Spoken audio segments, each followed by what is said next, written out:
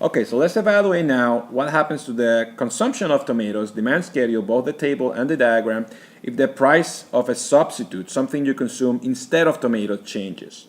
So you go to the store and the price of tomatoes are 3 times more expensive.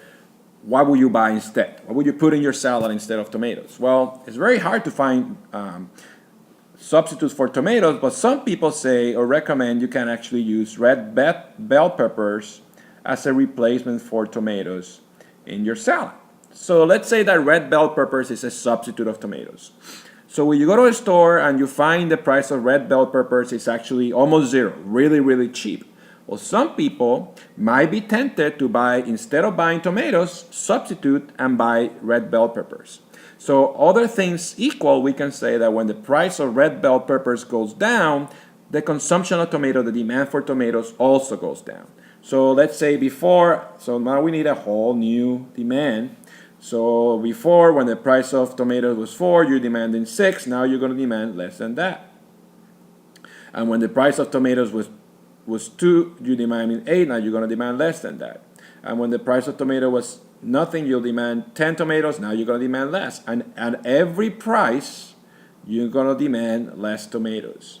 And again, this is a whole new demand schedule, a whole new column on the table. A whole new column on the table means a whole new demand curve. And this is the same one that we had last time, right? Now what happens here is that at every point, the demand for tomatoes have actually increased.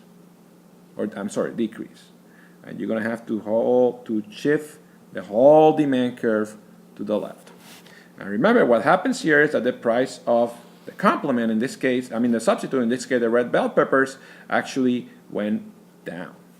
So what happens is that when the price of a substitute, like red bell peppers, goes down, people consume more of that substitute and less of our good of interest, which in this case is tomatoes. The demand for tomatoes goes down, means the curve shifts to the left.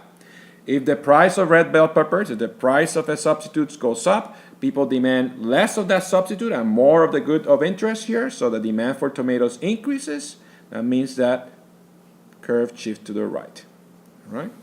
So it's kind of the opposite of what we had when the price of bread, when the price of a complement changed. Remember that when the price of a complement increases, you demand less. Now it's the opposite, right? When the price of a substitute increases, you demand more of the tomatoes. When the price of the substitute decreases, you demand less of the tomatoes.